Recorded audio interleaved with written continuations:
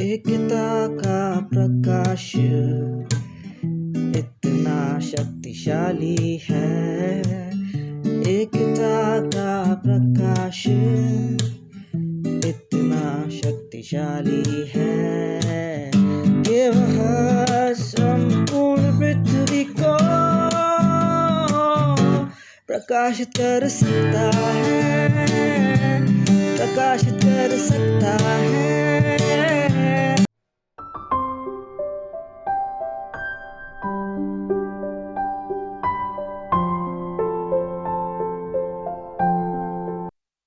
नमस्कार प्रिय विद्यार्थी मित्र मैत्रिणींनो, या सेशन मध्ये तुम्हा सर्वांचं मनापासून स्वागत आहे।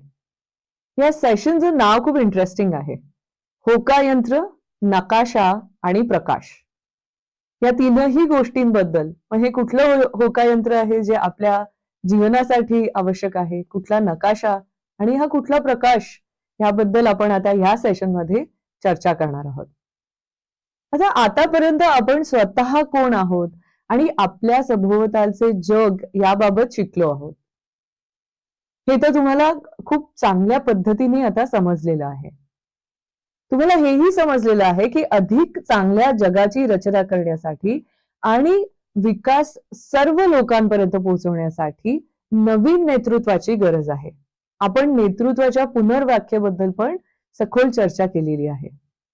तेव्हाच आपल्या लक्षात आलं की हे नवीन प्रकारचं नेतृत्व नैतिक विकासातूनच साध्य होऊ शकतं। मग आपण नैतिक सक्षमता उभारणीचे जे 5 घटक आहेत त्यांच्याबाबत शिकत आलेलो आहोत। कुटुंबातच आपली नैतिक सक्षमता उभारणी करण्यासाठी पाया भरला जातो हे सुद्धा आपण बघितलं, त्याबाबत आपण शिकलो, चर्चा केली।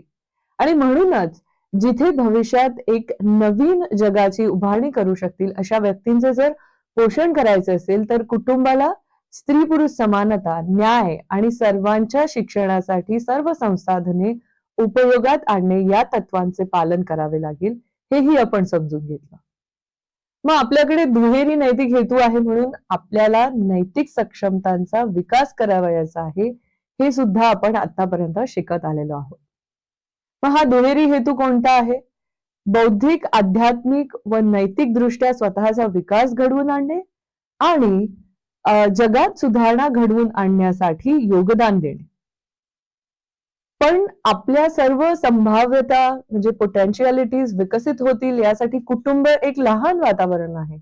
म्हणूनच आपल्याला सामुदायिक जीवनात स्वतःला गुंतवून ठेवणे आणि समाजासोबत काम करणे अत्यंत गरजेचं आहे, हे सुद्धा आपण समजून घेतलेलं आहे।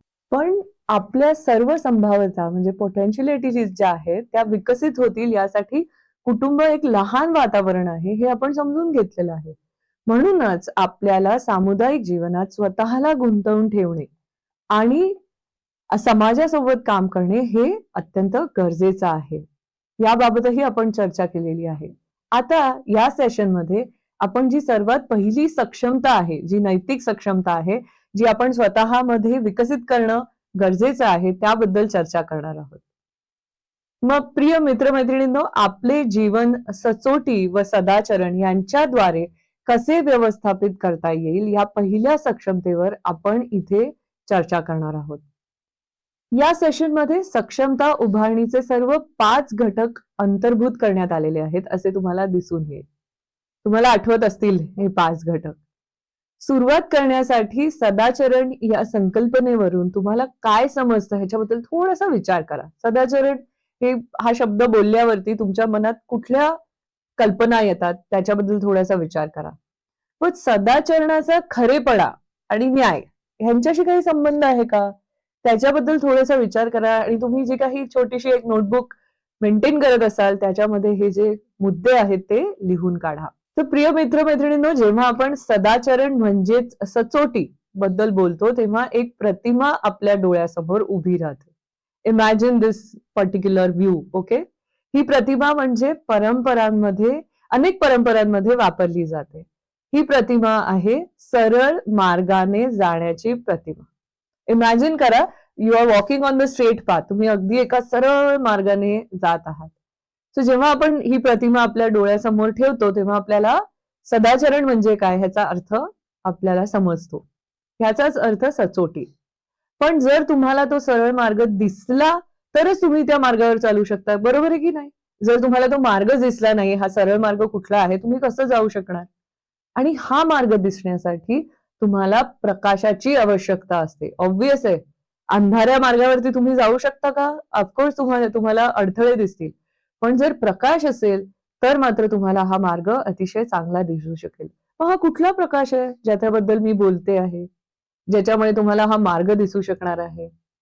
जो प्रकाश आपल्याला हा सरळ मार्ग दाखवू शकेल, तो एकच प्रकाश आहे आणि तो म्हणजे सत्याचा प्रकाश.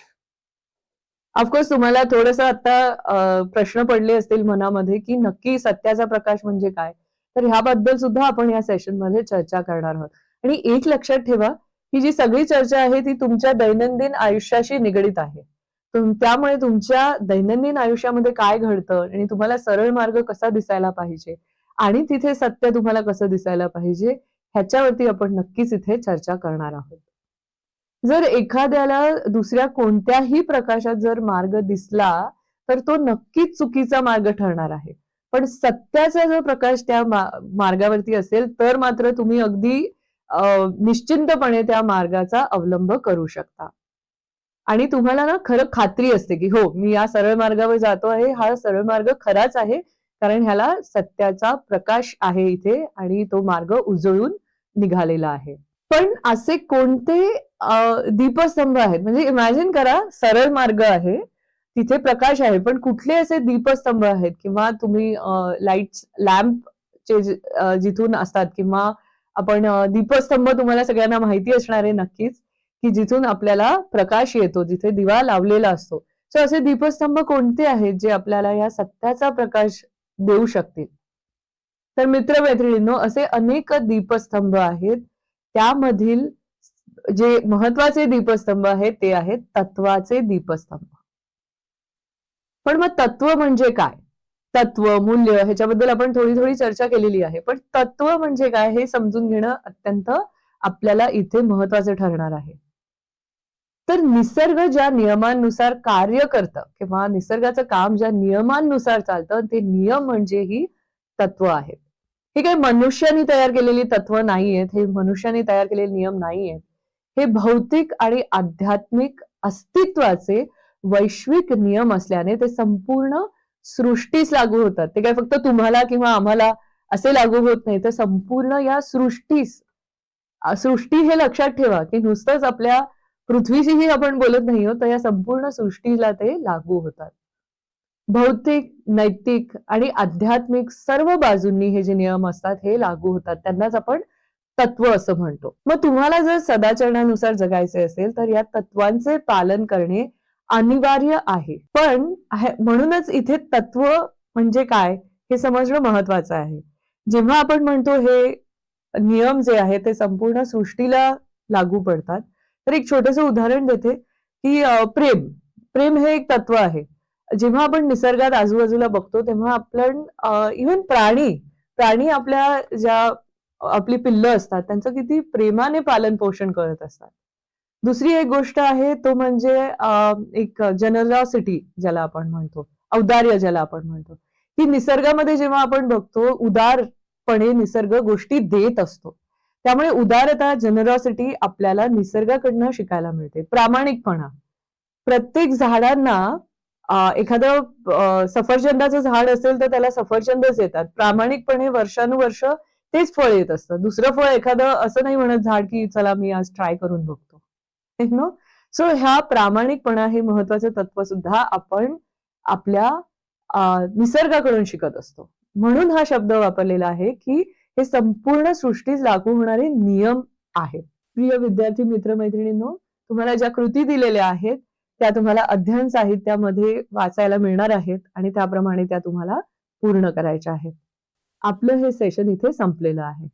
धन्यवाद.